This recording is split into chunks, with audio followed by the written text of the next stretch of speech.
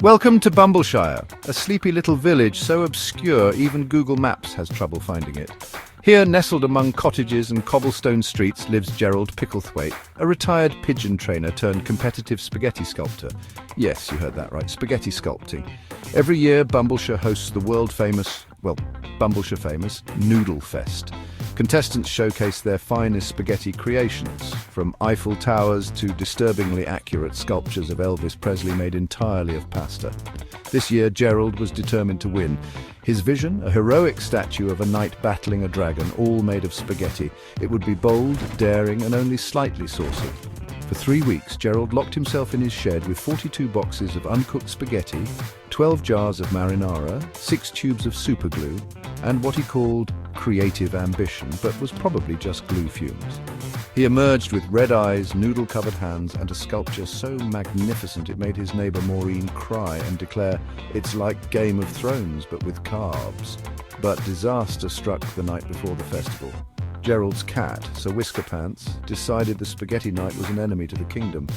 In the dead of night, he launched a one-feline attack. By morning, all that was left was a pile of pasta and a very smug cat licking tomato sauce off his paws. Gerald was devastated, but Maureen, ever the supportive neighbour, hatched a plan. "Gerald," she said, stirring her tea with dramatic flair, "you may have lost your night, but what if you entered Sir Whiskerpants?" "What?" Gerald nearly inhaled a crouton. "Think about it," she said. "Dress him up in spaghetti armour, slap a colander on his head. Boom, performance art." The next morning, Bumbleshire Noodle Fest saw its strangest contestant yet.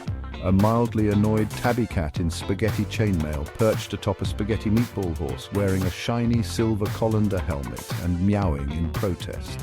The crowd was silent. Then someone clapped. Then another, and another. "Brilliant! It's a statement on the fragility of heroism," someone shouted. Gerald blinked. Yes, exactly. Sir Whiskerpants won first place. He was carried off the stage on a throne made of lasagna sheets while Gerald waved, pretending this had been his plan all along.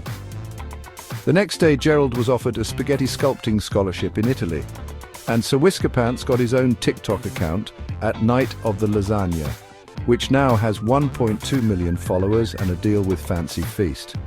Morale of the story? When life ruins your spaghetti night, dress your cat in pasta and become famous. Want a part 2 where Sir Whiskerpants goes on a world tour, or maybe fights a ravioli dragon? Let me know in the comments.